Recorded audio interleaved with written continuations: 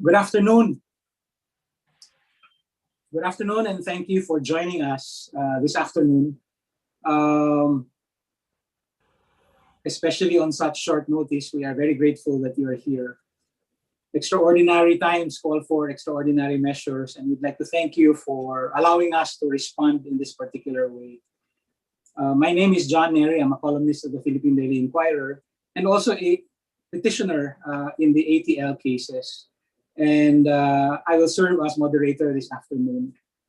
Our program is straightforward. We'll start with a reading of the joint statement on behalf of the petitioners, addressing the crisis that we face. The statement will be read by journalist Ceres Doyo. This will be followed by a reading of the statement from one of the law groups representing the petitioners, the Free Legal Assistance Group, issued a statement yesterday. This will be read by actor Bart Guingona. And then after the reading of the two statements, we will hear from at least 5 of the petitioners present in this press conference. We'll start with Maria Ressa, followed by Lisa Ito, the Secretary General of the Concerned Artists of the Philippines, followed by Raymund Villanueva, Deputy Secretary General of the National Union of Journalists of the Philippines, followed by Ceres Doyo again, speaking this time in her personal capacity. And then we will close with some words from one of the framers of the 1987 Constitution, Professor Ed Garcia. And then after that, we will take questions from the reporters present and also from some members of the audience following us on the various live streams. Okay, let's get started. May I call on Ceres Doyo to read the statement on behalf of the petitioners. Hello, good afternoon. I'm reading this on behalf of the petitioners. We are petitioners in the anti-terror law cases, representing different petitions, and we are deeply concerned about the continuing and unprecedented series of attacks on our lawyers. Last week's barbaric attempt on the life of one of our counsels, attorney A.K. Guillen in Iloilo City, proves that the danger the anti-terrorism law represents to society is not only clear and present, it is happening now. We are profoundly disturbed that the attack on attorney Guillen was preceded by red tagging, part of a brutal pattern that can no longer be denied. Red tagging critics, dissidents, and now even their lawyers, who by representing them perform a necessary role in the administration of justice, has gained a new and perverse legitimacy under the anti-terror law regime. Last Sunday's malevolent crackdown on activists in southern Luzon, which resulted in 9 deaths, was preceded by waves of red tagging and a presidential directive to, quote, kill them all, unquote, referring to Reds. The attack on attorney Guillen is a sign to expect similar attacks on the officers of the court, the guardians of the rule of law, who have also been red tagged. Between 56 and 61 lawyers, prosecutors, and judges have been killed since July 2016. Whatever the total, that's an astonishing number. And the latest attacks only mean we should brace for more. We urge the Supreme Court to come to the defense of all lawyers. In 2007, in the wake of a series of extrajudicial killings that had terrorized the nation, the court convened a national consultative summit. Out of that summit, in what the Chief Justice at the time, Renato Puno, called, quote, a conspiracy of hope, unquote, the court instituted the writs of amparo and habeas data. In engaging Chief Justice Puno as a friend of the court in the ATL cases, we hope that the court will be emboldened with the same sense of initiative and purpose, and provide all lawyers with a stronger shield which to protect themselves. But we also appeal to the Supreme Court to issue a temporary restraining order on the anti-terror law now. Our plea is based on logic. The law legitimizes attacks on critics and their defenders, but it is also based on experience, the harrowing experience of human rights being deliberately ignored by agents of the state. Innocent civilians, non-combatants all, red tag, lawyers painted broadly with a target on their back. TRO, the terror law now. Thank you very much, Ceres. Now, may I call on Bart Guingona to read the statement from the Free Legal Assistance Group.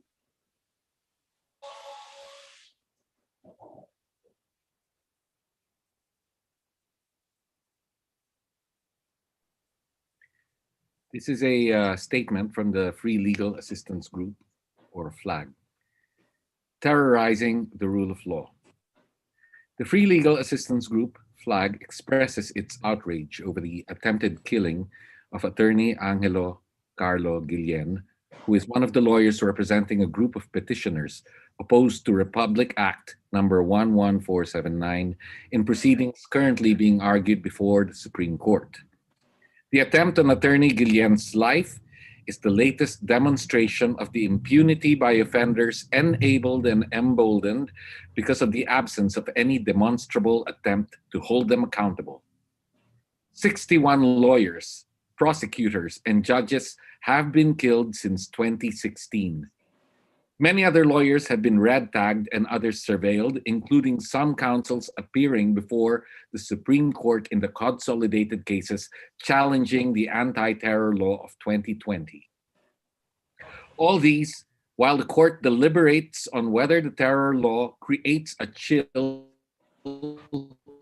through well-crafted hypotheticals in sterile arguments.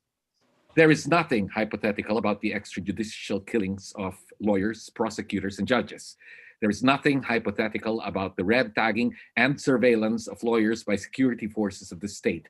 There is nothing hypothetical about a lawyer being stabbed with a screwdriver. These are real, clear, and present dangers to the rule of law because they are real, clear, and present threats to the officers of the court forsworn to defend the rule of law.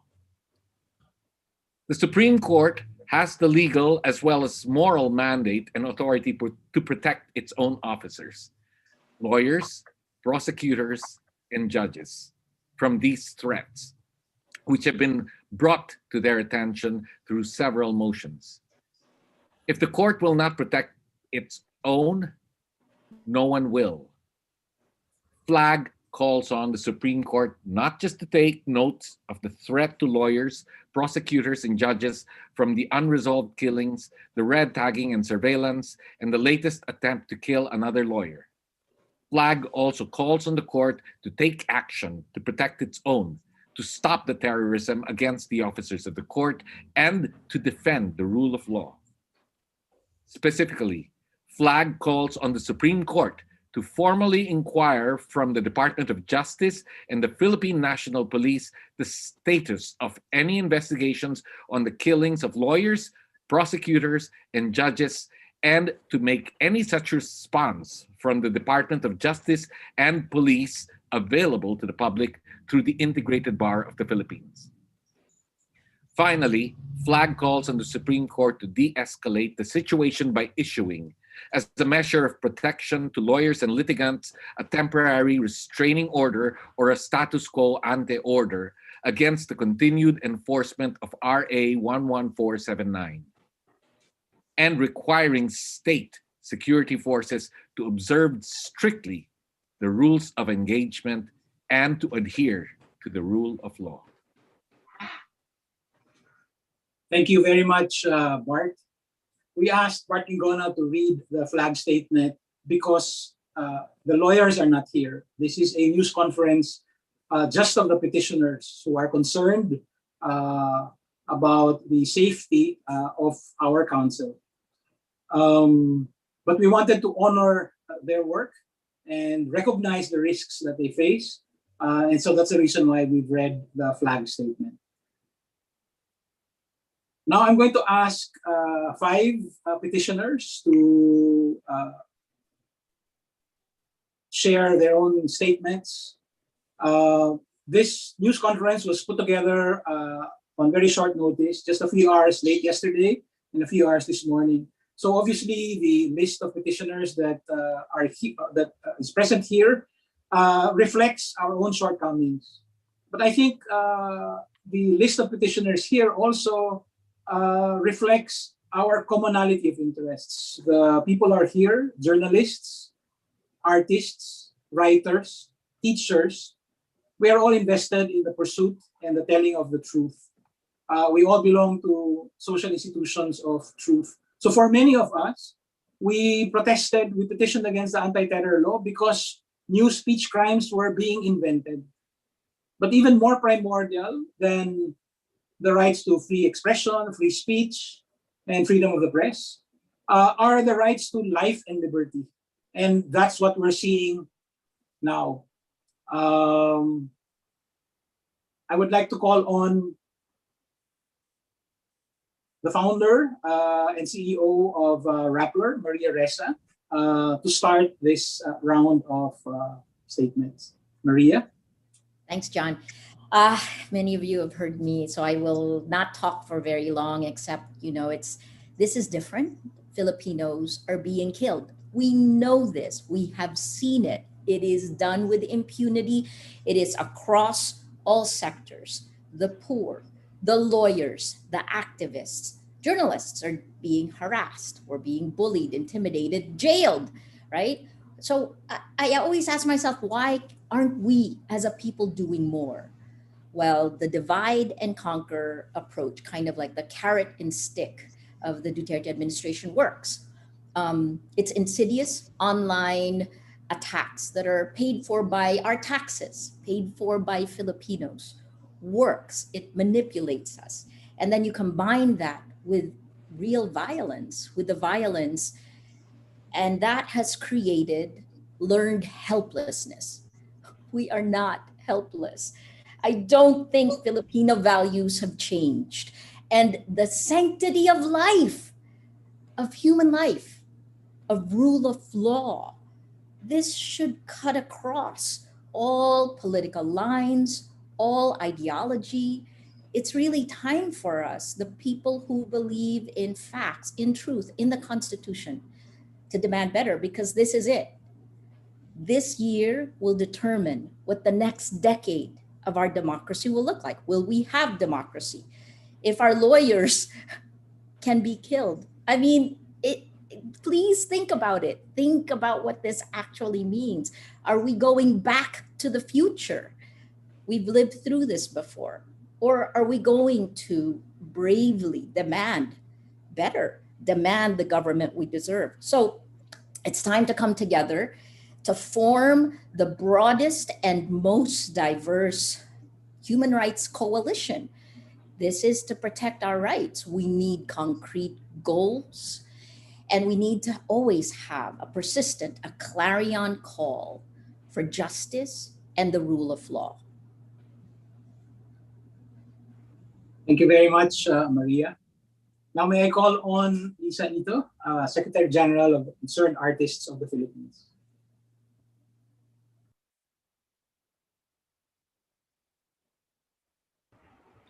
Good afternoon, everyone. And on behalf of our colleagues from the Concerned Artists of the Philippines and petitioners from the arts community here with us today, I want to express how we condemn in the strongest terms possible all of these recent attacks against lawyers and citizens. The latest of which, of course, it's the attack against attorney Angelo Guillen in Iloilo and the Bloody Sunday massacres in Calabarzon. Now, as an organization, CAP was founded as a response, actually, to censorship during the Marcos dictatorship back in 1983. And therefore, we hold the values of life, justice, democracy, and freedom of expression very dear and very closely. The arts community, we remember how the late national artist for film and CAP founding chairperson Lino Broca, he really fought to have the words freedom of expression enshrined in the law of our land as a member of the Constitutional Convention back in 1986. But but today it is this freedom that is being taken away again and again whenever the terror law is implemented. And this freedom is killed every time a lawyer or human rights worker is slain, attacked, or even threatened. Every time the voices of leaders of poor, oppressed communities are silenced, like what happened last weekend. And every time someone exercises the freedom to express and address injustice is silenced or harassed. And we believe that this curve of normalizing violence and criminalizing citizens for activism should not happen in any democracy or in any society that even claims to respect human rights. Um, the current situation, it takes away our civil liberties, the right to imagine and work for a society without injustice, want, or fear. So as part of the 37 petitioners groups, uh, we want to express how we stand behind our councils and all of their hardworking colleagues. It is not easy to file a petition. And from this experience, we know that they are among the best, the bravest, and the most selfless lawyers that we have in the Philippines today. Our counsel, for instance, Attorney Evelyn Ursua, herself an advocate and an academic who really staunchly has fought for women and children's rights, continues to be an inspiration in her commitment to justice, despite being on the receiving end of harassment like many others. So we are speaking out of concern for their safety and welfare, even as we continue to be inspired by their bravery as lawyers. Next week, we in CAP and other cultural organizations, we remember the first year of the COVID-19 lockdown in Luzon. And actually, during the first days of the ECQ back then, a community theater worker named Marlon Maldos disappeared in De La Paz, Cortes in Bohol, and he was found dead the day after. Now, Marlon was the lead choreographer of Bansiwag. So this is a community performing arts organization based in Bohol. And it is so ironic how he assumed the responsibility after his colleague Alvin Fortaliza was red tagged and detained since 2019. And Marlon himself was only 25 years old when he was killed. This incident happened before the terror law was passed, but similar killings and attacks only worsened after. Even after we filed the petition, there were so many incidents like how artists such as Angel Locsin and many others were publicly red tagged by high officials. The red tagging of organizations such as CAP and others continued even during the Senate hearings. And all of this cycle of impunity continues even as we speak. So even 1 year after the lockdown, it seems that we are facing graver threats to civil liberties and life, week after week and sometimes day after day. So what will happen even when those who protect us, who help protect us and seek justice for the rights violations are themselves being targeted? We have lost colleagues. I am an art history teacher and I don't want my students to learn history, creating an imagination in a climate of fear. We do not want to create in a climate of fear, but we will if we have to and fight for our right to do so. We therefore respectfully ask the highest court of the land, please help protect our lawyers, defend our human rights defenders, and act on our collective call for a temporary restraining order against the terror law now. Thank you very much. Thank you very much, Lisa. We remember and honor the memory of Marlon and others like him. Now may I call on Raymund Villanueva, Deputy Secretary General of NUJP.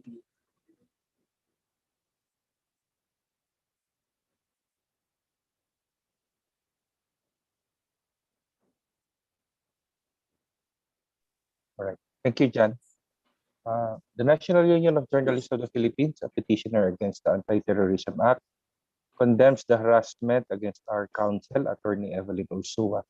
A few days before the first oral argument before the Supreme Court last month, Attorney Orsua expressed concern after repeated incidents of motorcycle riding men taking photos of her residence located deep within a gated community. She also received suspicious phone calls from unknown callers. Then the red tagging of Attorney Rafi Aquino and the murder attempt on Attorney A.K. Gullian. We also condemn the terrorist tagging of Inquirer Tech Torres for her report on the oral arguments that was properly ascribed to legitimate sources. These are just few of the incidents that compel us, the NUJP, and the media community to most respectfully ask the Supreme Court to issue a restraining order on RA 11479 now. The law is dangerous, more so with the way it is being wielded against press freedom and the people's other rights and freedoms. Magandang hapon. Thank you very much, Raymund. Now, may I call on Ceres Doyo again? This time, she will be speaking in her personal capacity as a columnist of the Inquirer and a founding member of Women. Hello. Am I on? Yes. It is chilling, but I shouldn't say it is petrifying because that would mean we stop dead in our tracks and the evildoers succeed in terrifying us. They, I repeat, they have killed lawyers and judges, labor leaders, media practitioners, priests, and even lumad leaders, our indigenous brethren, the last holdouts in our last frontiers. Who are they?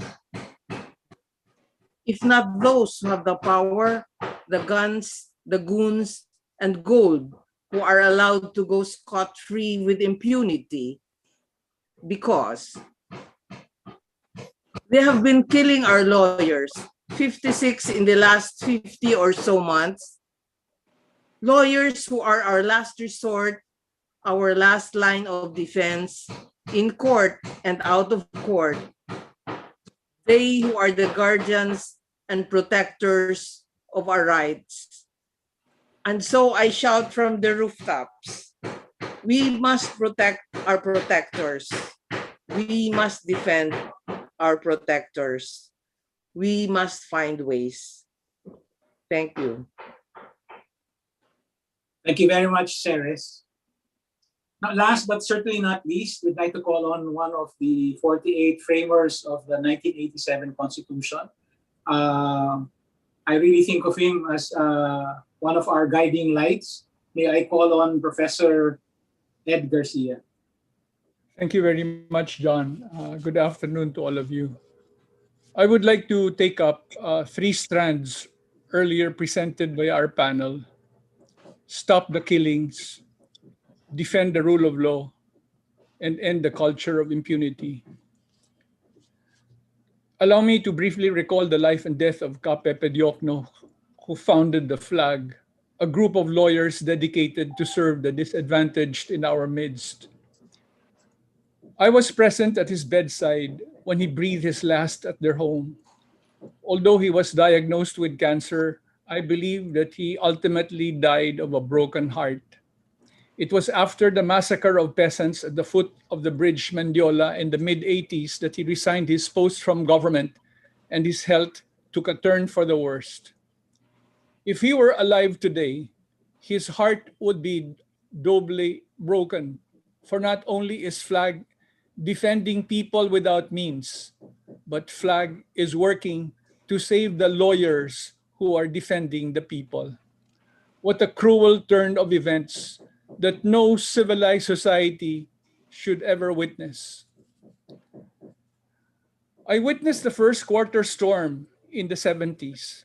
I participated in the Parliament of the Streets in the 80s that was brutalized by the dictatorships, military, and police.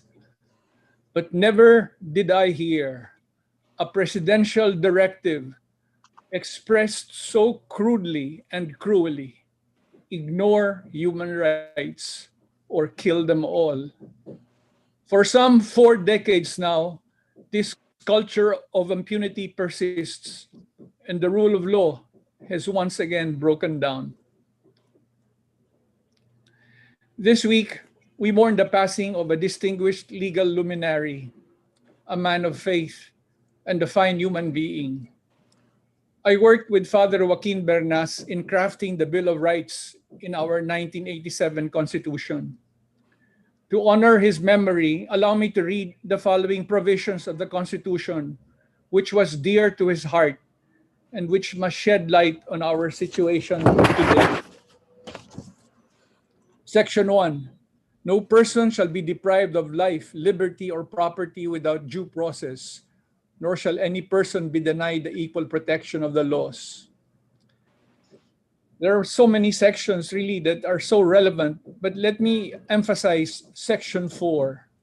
No law shall be passed abridging the freedom of speech, of expression, or of the press, or the right of the people peaceably to assemble and petition the government for redress or grievance.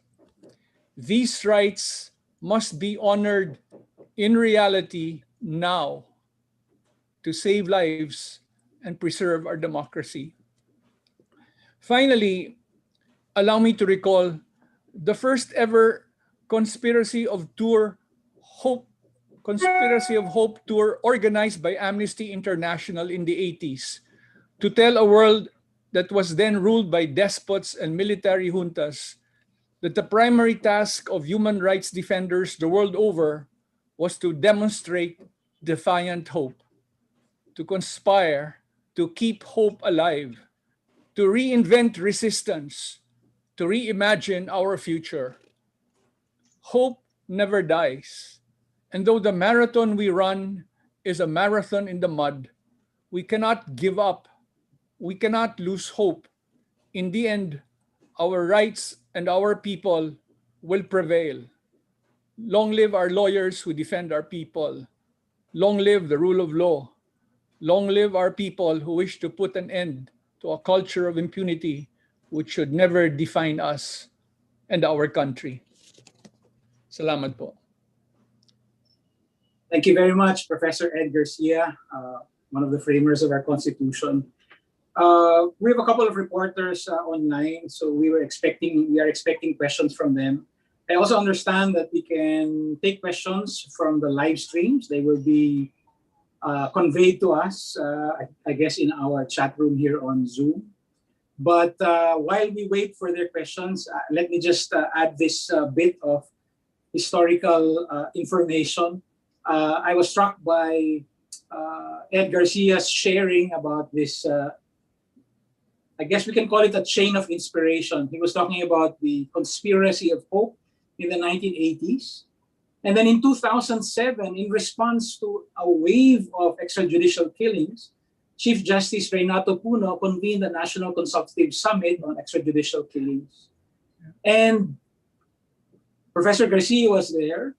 And in one of their sessions, Professor Garcia spoke of the need precisely for a conspiracy of hope. Conspiracy understood not to mean, meeting furtively or secretly, but rather literally breathing together, acting in concert, but a conspiracy of hope. And I found out that Professor Ed Garcia's use of that phrase so inspired Chief Justice Puno that his report covering the entire National Consultative Summit was entitled A Conspiracy of Hope. So that is one of the appeals that we make as petitioners. We are hoping that the Supreme Court today will feel the same sense of initiative and purpose and also start a new conspiracy of hope, helping defend the lawyers who argue before them, and restraining or maybe reverting status quo ante the Anti-Terror Act. Let's take some questions. I'll go first na lang, sir. Okay. Hi, Lian. Hi po. Lian Buan po from Rappler. Anybody can answer. It's been noted nga, as you just said, sir, na in 2007, the Supreme Court made a very rare act of holding a consultative summit. And that's a rare display of judicial activism My question is, ano yung missing factor now? Because as many lawyers have told me the situations are quantitatively and qualitatively worse now in terms of abuses and killings. What is the missing factor now? Why, kung bakit parang wala pang ganong klaseng active role ng Supreme Court? And in the earlier press con kanina, I asked them why is there not a lawyers' march, because there was one in 2006, and Attorney Ursua said actually dapat meron na, there should be a tipping point. So again, my question is, what is the missing factor now? Oh, Anyone can answer, but go ahead. I'm gonna ask Ed to start. one sentence. We have to transform outrage into courage. You know, many of you here, the journalists, have shown tremendous courage. And that is what we need in this country today. Transform the outrage into courage. And secondly, it is not sometimes a lack of political will, but a lack of political imagination. Especially in the time of pandemic, we have to reimagine how we resist. We have to reinvent resistance. That is my response. Anyone else? I think that's a very important question, and it might also have to deal with the Supreme Court itself, before whom we are all petitioners. Anyone else like to take a crack at that?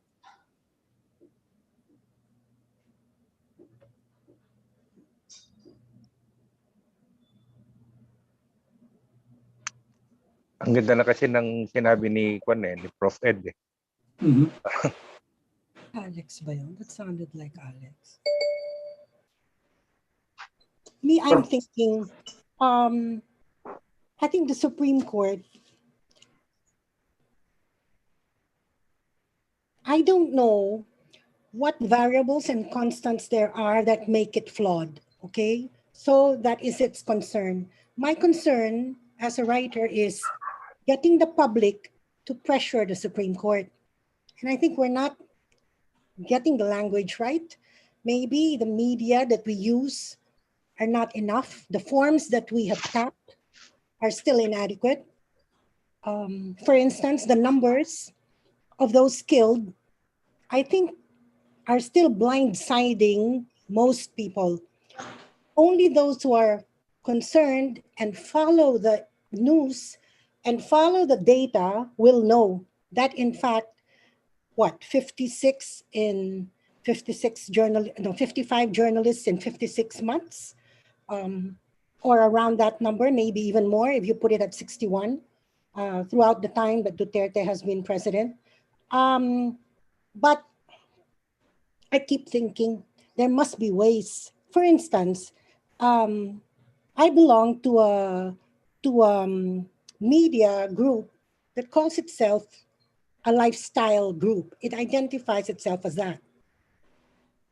The requirements for even writing about this, or even about the ATA when we became petitioners, the requirements are much, much higher. We have to find the language really back to martial law. Back then, I remember, we had to write literary tomes, in effect. We had to use allegory. We had to reinvent news so that we could communicate with more. Maybe we lost many people along the way of translating too much. But right now, it's the same thing. Unless we can find the language, the forms, the new forms that will carry the news to the public, then there will be no pressure on the Supreme Court. And I don't know if maybe they might say it's you shouldn't speak like this, but I don't know. Those people are in a bubble. So me, as I listen, all I'm trying to do is pick up how I can do this. That's the help I need, frankly, because the lifestyle sites have such a reach. Millions, really. Kind of page views that we get, unbelievable. But to find the language so that we're not shut down, they keep trying with Rappler. To find the language that we can put it out for as long a period as possible without being shut down. Yeah, those are the things to learn. So I'm just listening because I keep writing. Whatever you're saying, I keep writing so I can find a way. I just need to find a form that will work. Thank you. Let me just interrupt at this point to introduce the one who just spoke. Joanne Maglipon is an esteemed editor. We're very happy that she's here. And of course, she's also one of the petitioners against the anti-terror law. Anyone else want to answer Lian's first question? As a way of responding, sir, as well, ganda po ng sinabi ni Sir kanina, how we need to reinvent resistance. And totoo po, resistance is a creative and imaginative act. More suitably under the conditions of the pandemic, where we have to not just imagine, but find ways how to bridge physical gaps and reach communities, which before, mas madaling gawin when it was safer to do so.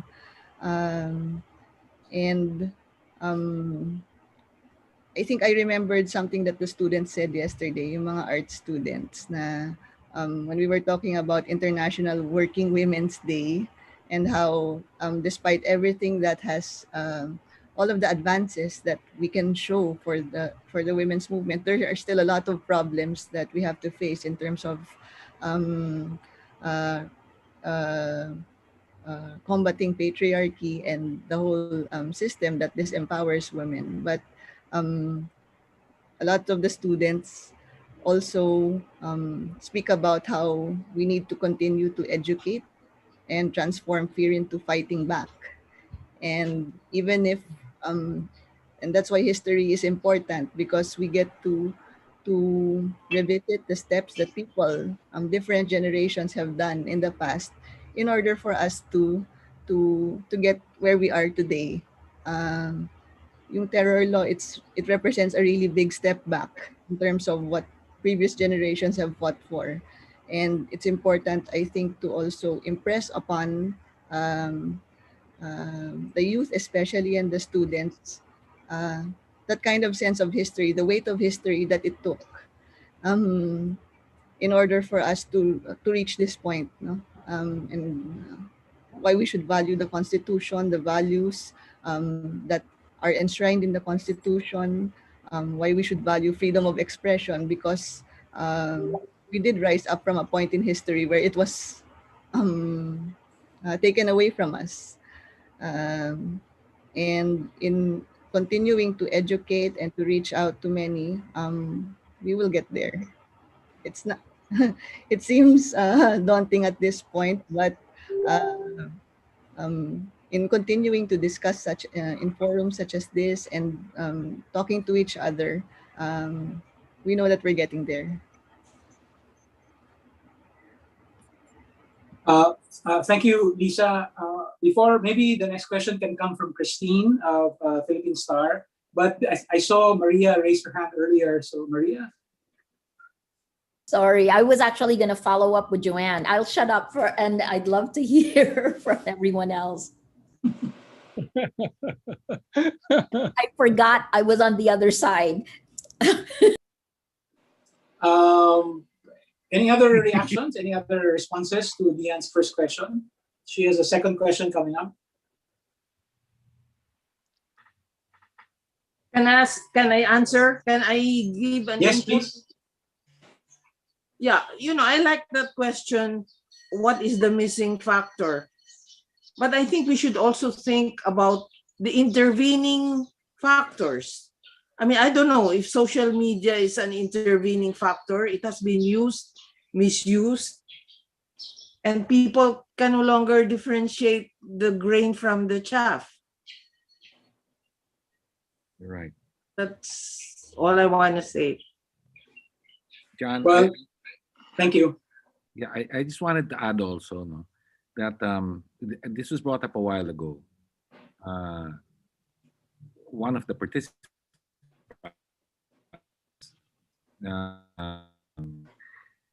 by the name of Maria Ressa asked about, where is there a tipping point somewhere in time? Where is the tipping point? And I remember, in the 70s, I was very young in the 70s as a kid, but there used to be a joke that went around. They said, "Oh, it's 96 million. I know there's one bastard and 96 million cowards," describing the Philippines. And that went on for years. When Ninoy died, we thought that was a tipping point, and it took 3 years from that. But even before that, it was 20 years of Marcos, right? Actually, I was stymied when Maria asked this: is there a tipping point? When are we going to say that this is too much? It really is. I have to be frank. I'm a bit stymied because everywhere I go, there are people who actually express outrage and disgust, and yet it hasn't crystallized into some sort of tipping point. I don't know when that's going to happen. I just thought I'd toss it out there. That this is history, by the way, repeating itself, because it took so long before. I thought that, by the end of my life, Marcos would still be my president. But, Thank you. Thank you, Bart. If I'm not mistaken, it was Senator William Fulbright who said, I think in 1972, 1973, the Philippines is 40 million cowards and 1 SOB. yeah. Also, the point raised by Ceres earlier, in 2007, during the National Consultative Summit, Facebook was only, 2.5 years old, and Twitter was maybe a year old. So social media was not, in fact, a factor at all at that time. I am conscious of the time. I know that Christine has a follow-up question. So, Lian, if you don't mind, we'll read Christine's follow-up question first and then get back to you for your second question. So, Christine's question is, how can we reach more people and make the statements stick? And there's also a request from the live stream. Pwede ba daw tayo mag-Tagalog o mag-Filipino?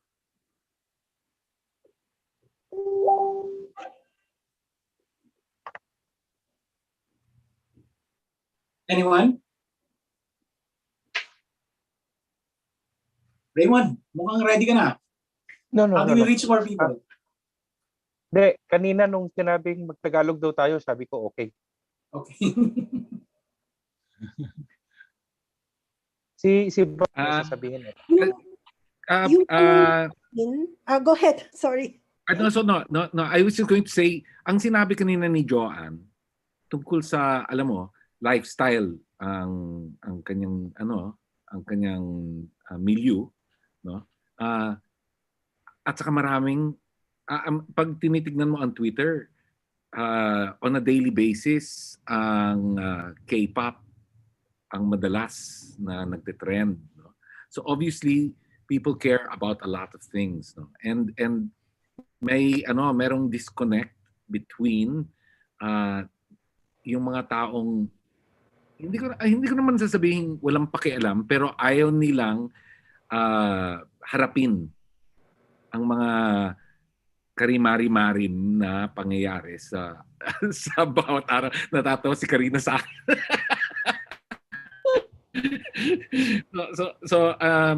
So sa palagay ko there is may malaking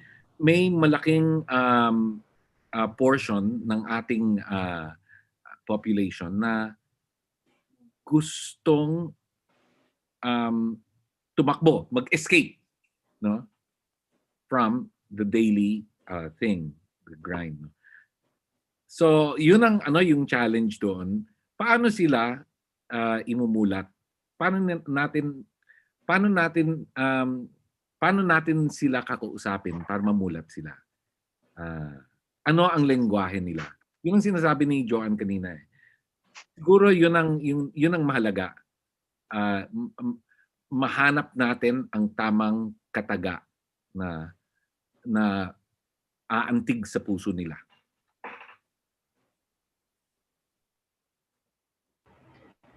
Agree po dun sa sinabi ni Sir Bart.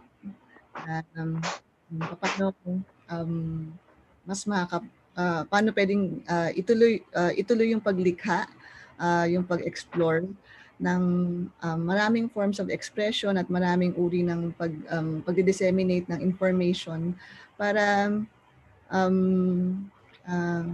dun sa sinasabi natin ng proseso na continuing education of everyone. How do we turn yung 109 na hindi naman cowards kasi marami naman po nagsasalita dito sa ating bayan. Pero paano nata-translate at naaabot itong 109 million sa ngayon? Mas marami tayo totoo sa current na time natin at mas malaki yung kailangan maabot. Pero maraming paraan para maitawid at maipahayag kung paano masaya ang proseso, yung pagbabago. Siyempre, masalimuot, pero masaya naman yung mamulat.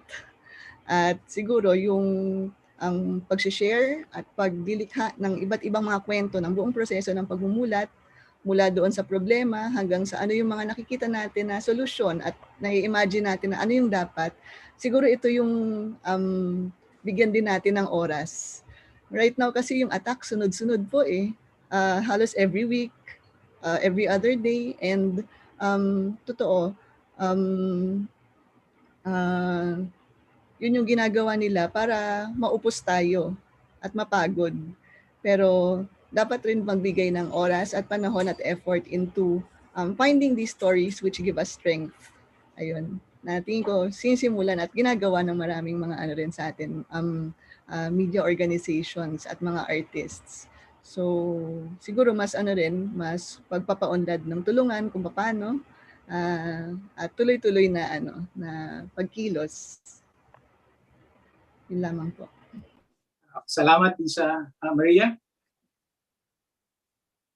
Siguro madaming Pilipino ngayon ang iniisip nila, hindi ito tungkol sa akin.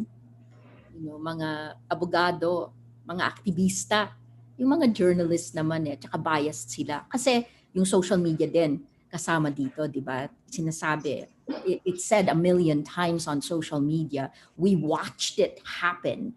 We watched the minds of Filipinos. We watched ourselves divided. So the technology is a big factor.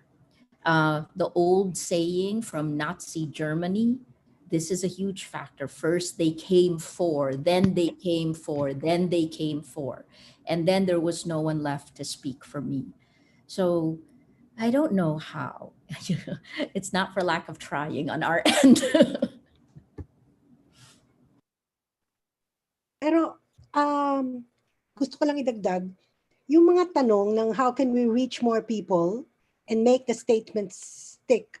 Tapos yung sinasabi ni Lisa na madami namang forma na nilalaro pa ang mga artists, I think they're all of a piece. Naghahanap tayo talaga ng paraan to communicate because ang tingin ko, yung mga lumang paraan, effective pa rin para sa isang sektor.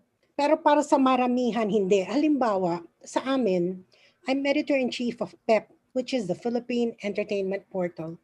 Alam niyo ba na pag in-English namin, kasi kunyari ang storya tungkol kay Mr. Manahan, di English yun kasi his troubles with ABS. Ang page views, di hamak, mas maliit, mas konti. Pag tinaglish mo, wow, ang taas. Honestly. Kaya nga nag-give up na ako sa English. Tapos, hindi lang yon, hirap pa mag-edit ng mga English. Mas masaya ang Taglish. Kasi yung mga reporter, mapapansin mo natural lang pumapasok ang talking language as an aside lang. Natural lang ang pagpasok nila pag Taglish. Hindi sila nag-overthink. Hindi nila pinoproblema yung facility with the medium. Ang kanila is todo na. Ang laking bagay, that's just one thing. Tapos pwede mong gamitin talaga yung sinasabi nga, technology is there to be used. Marami na ngayon, political statements made through TikTok. Yung mga ganon, parang kailangan mo talagang maglaro. Yung mga statements, halimbawa yung statement natin na ginawa ngayon, statement ng flag, importante yan. They set the tone, they set the parameters, they reach the Supreme Court, which is being addressed. Pero kung mananatili dyan, na ganyang statement lang, English pa, ang konti talaga ng mga kabasa or nang babasa. Daming dapat gawin para talagang yung media under attack na nga, personally, kailangan mo pang i-overhaul lahat ng traditional, conventional knowledge mo para magkaroon ka ng panibagong vocabulary. Thank you. It's 3:03. We started at 2:10. I want to end at after exactly 60 minutes. So if you don't mind, I'm going to ask Bia now to ask her second question. Last na po, sorry. So just to follow up dun sa mga input, lalo na ni Ma'am Joanne, a lot of what we're seeing right now is professions pushing boundaries. Kanina nga nagpa-press con yung mga lawyer kahit may gag order. So that's pushing boundary on their part kahit pwede silang ma-contempt. So on our part, what else can journalists do to push some kinds of boundaries? At this may be an indictment of all of us and myself also, no? Pero are we prepared to recognize na baka yung missing factor din ay tayo? Maybe we have not done enough, and what else can we do? Yeah. Anyone want to take up the whip of flagellation? Self-examination naman. Maria, ikaw nga. We can toss to each other, Joe. For me, we've long said this, that you cannot duck during these time periods, that news organizations need to work together to protect the facts. Because when the facts are under attack, journalism becomes activism. And that's dangerous under this administration. As a consequence of not working together, we are being picked off one by one. So that's also a reality we deal with. But big organizations are businesses, and that's also a reality. Now I lead back to social media. When we look at the information ecosystem of Facebook, what you see today is that the Facebook pages that are behind disinformation, right? So these are, and also the government accounts, PCOO.gov, PNA, these accounts have taken over the center of the information ecosystem, while the news groups have been pushed to the periphery because we do not collaborate. We do not protect the facts together. So that's a very easy first one. We have to let go of old ideas that each news organization is on its own, because we're not. It's like dominoes falling. The closure of ABS-CBN, not the closure, but the shutting down its broadcasting has an impact, a real world impact. I know exactly how many regional stations have been shut down, right? So this is coming for you if you don't jump in and help now. And it's not just the journalists. That's the other flaw. We cannot think about this as just the journalists. It is all Filipinos who believe in rule of law, in democracy. Anyway, I'll shut up. Don't. Okay, anyone else?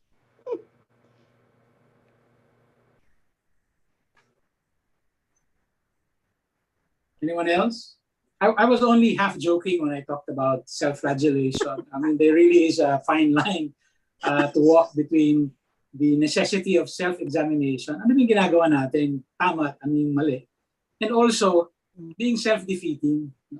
I teach a course in Ateneo called Media and Politics, and there is this terrific feminist philosopher whose work I teach. Her name is Nancy Fraser. And Nancy Fraser has this classic critique of Jürgen Habermas's theory of the public sphere. Bibilisan ko lang ha. So Ang Yes, tingin bro. ni Nancy Fraser, maganda yung konsepto ng public sphere, pero mali si Habermas in thinking that there is only one. And I think it's wrong for us journalists to think that, in fact, that we work in only one public sphere.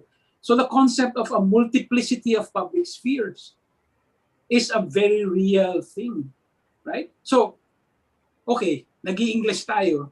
That's a function of our upbringing, our education, also our choice of profession. But there are justices of the Supreme Court right now who read us, right? Now, that's a very small public sphere, but that's not a public sphere that we should just give up, right? So, kung in whatever spheres of influence, spheres of discourse that we find ourselves in, dapat nandun pa rin tayo. We just need to guard ourselves against the idea that we hold the truth. No? I mean, so I'm very wary of the notion that we need to conscientize everyone, right? Malay natin, everyone,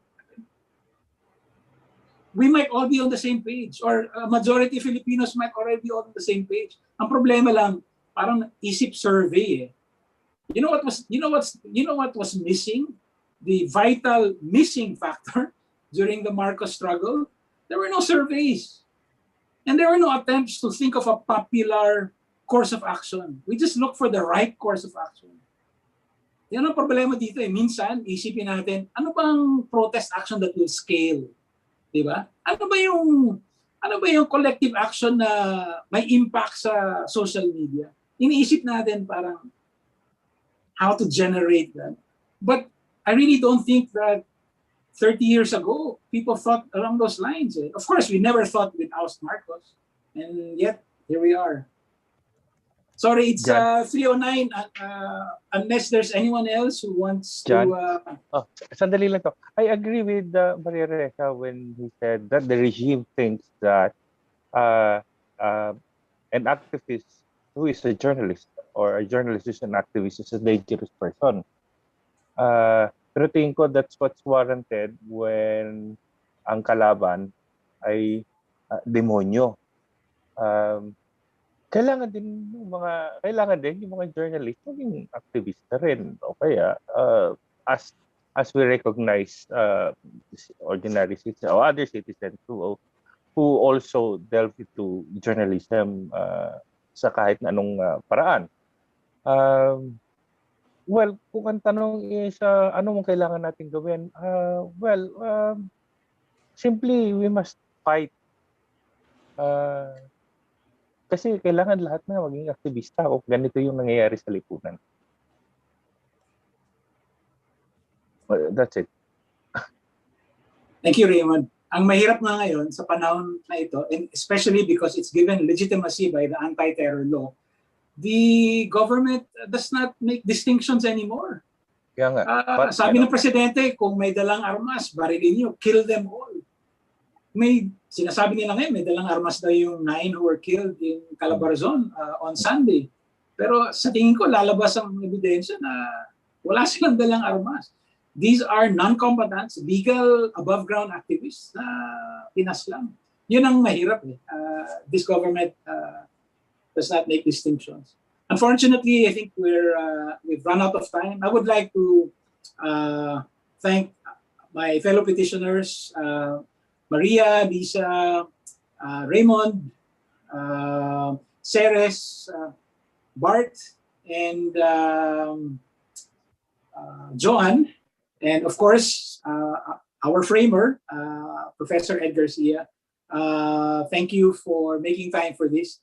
Papasalamat din kami sa mga magigiting na reporters, especially Dian from Rappler and Christine from Philippine Star, and those who followed on the live stream. Ang kailangan na lang sabihin, and let's end on this note, no?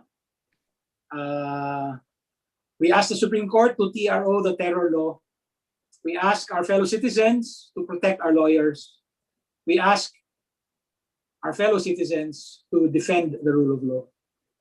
On that note, thank you and good afternoon. Thanks po, everybody. Have to go to another interview. Bye-bye po.